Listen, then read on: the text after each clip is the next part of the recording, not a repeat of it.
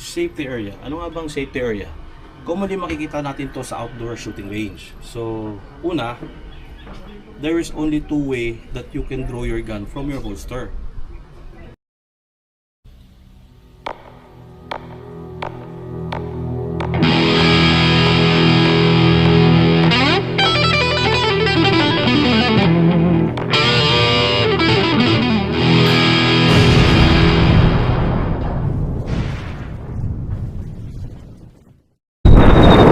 Okay, this is my first vlog. Shane Rock. Dito tayo sa East Ridge Shooting Range. Ayan. So, magpa-practice tayo. Ayan.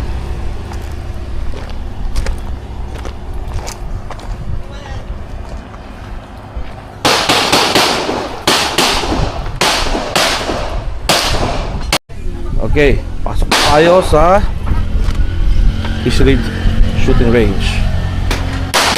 Dito, usually dito ako palagi nagti-training, nagpa-practice kasi maganda yung ambience niya at maluwag. Ayan. Dito ako. Nakita niyo yung nagkakape dyan, yan ang siga ng East Ridge Shooting Range. Best friend ko yan. Ayun yung roadshow. Puto ka? Okay. Maganda dito mag-shooting kasi maluwag. Malaki ang parking. Parang kayo dito. Ano kahit 10 dala mo pwede? Kahit 10-wheeler, dalin mo, pwede mag-park. Ganyan kaganda dito. Kaya favorite place ko to practice.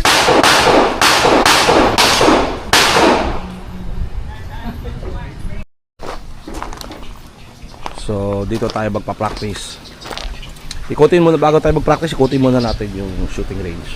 Dito sa East Ridge Shooting Range pala.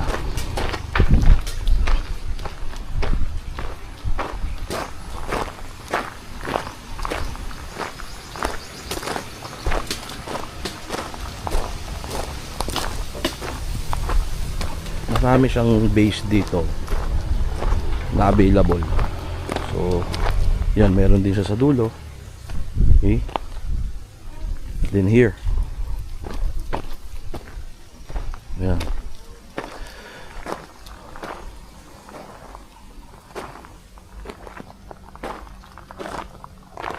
Dito kadalasang ginaganap yung mga level 3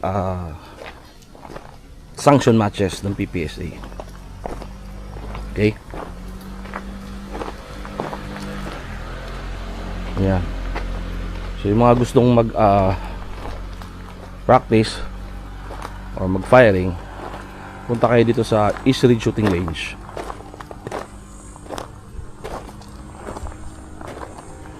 Ayan. So meron pa yan doon, hindi na tayo pupunta.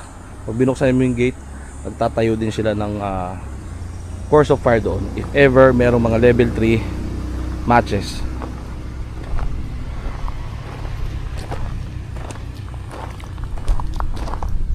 Tsaka ang aliwalas dito.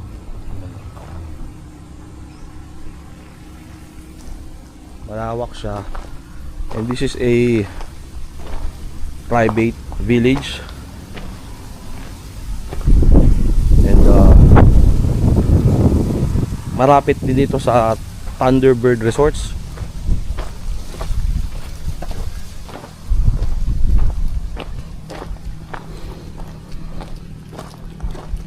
Masyadong tao, swerte natin.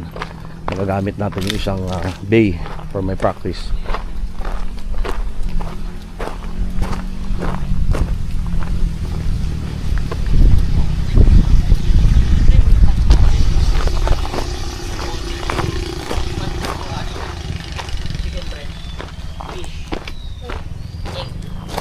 Vegetable.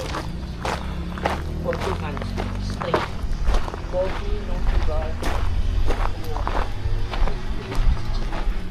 So magpe-prepare lang ako and mag-start na tayo ng practice.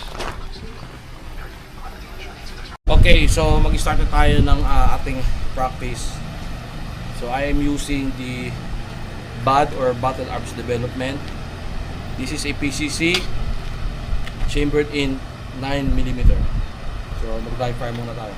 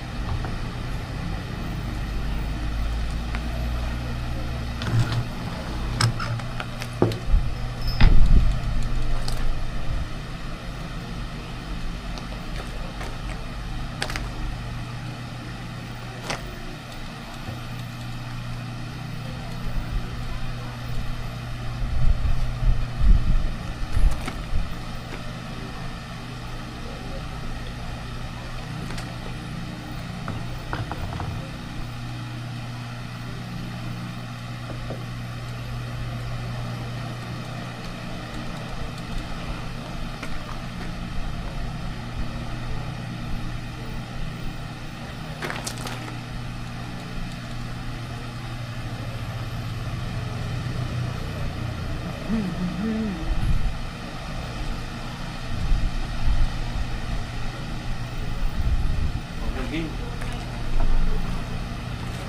Tara, next. Ready?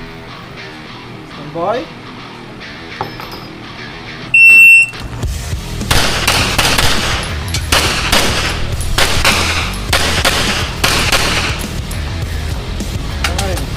Seven, nine. So, ang target ko, 1, 2, 3, 4, 5, 6, 7, 8, 9, 10, 11, 12 boards, 6, record, 7, 9, 7, 8. Ulit. Pakal naman. Take mo lang. Ready? One.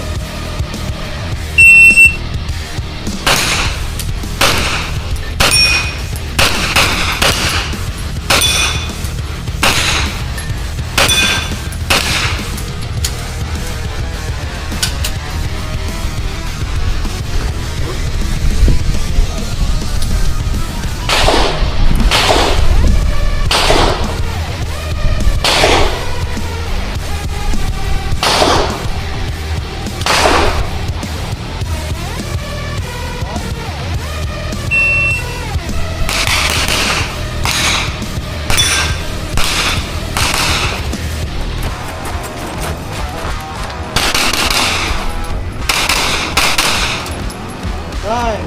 1, 1, 2, 1.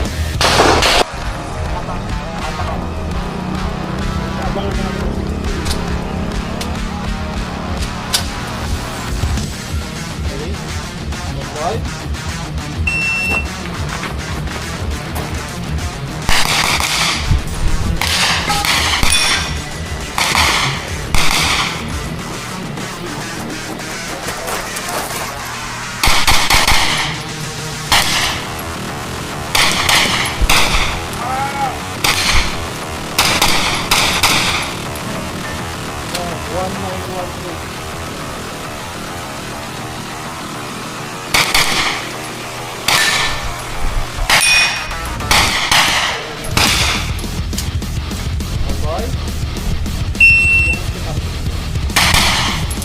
Go!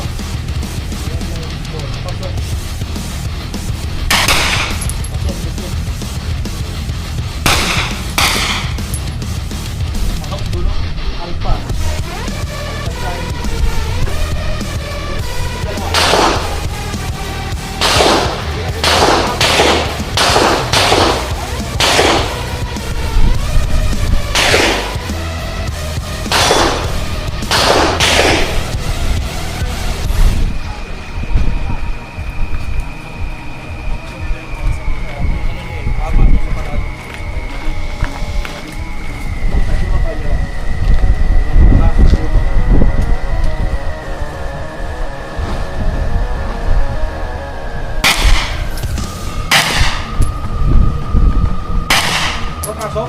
Second shot alpha. Third shot. At third shot alpha. Lahat. Pasok alpha. Tulog.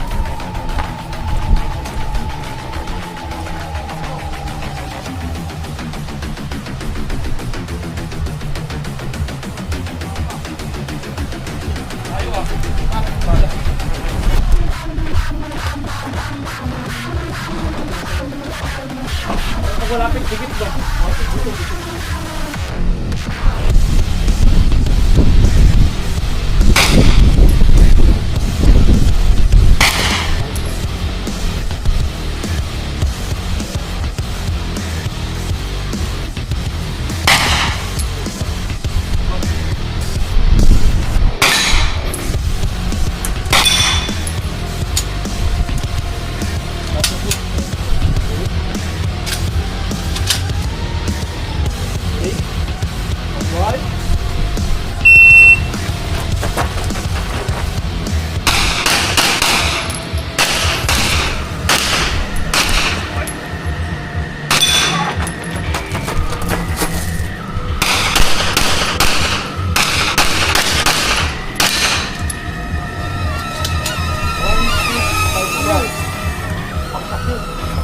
Takot yung aso.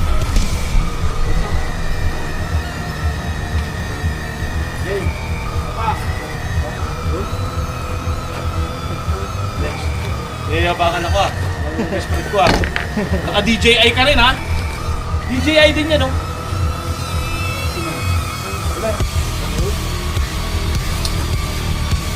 Nakalay ka dyan, babe? Oh yeah. Boy?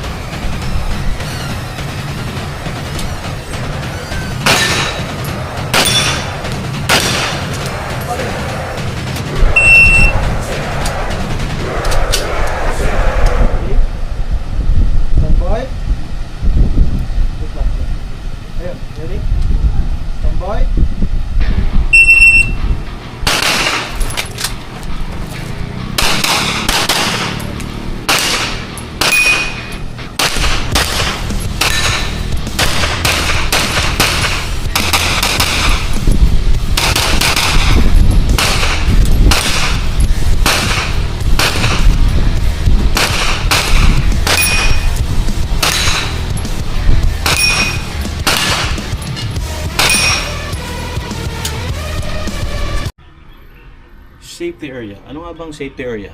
Commonly makikita natin to sa outdoor shooting range. So, una, there is only two way that you can draw your gun from your holster. Una, kapag nandun ka na sa bay. So, ibig sabihin, andun yung target, maglo-load ka, and then, puputo ka na. And pangalawa, dito sa safety area. Ano nga ba ang pwede sa safety area?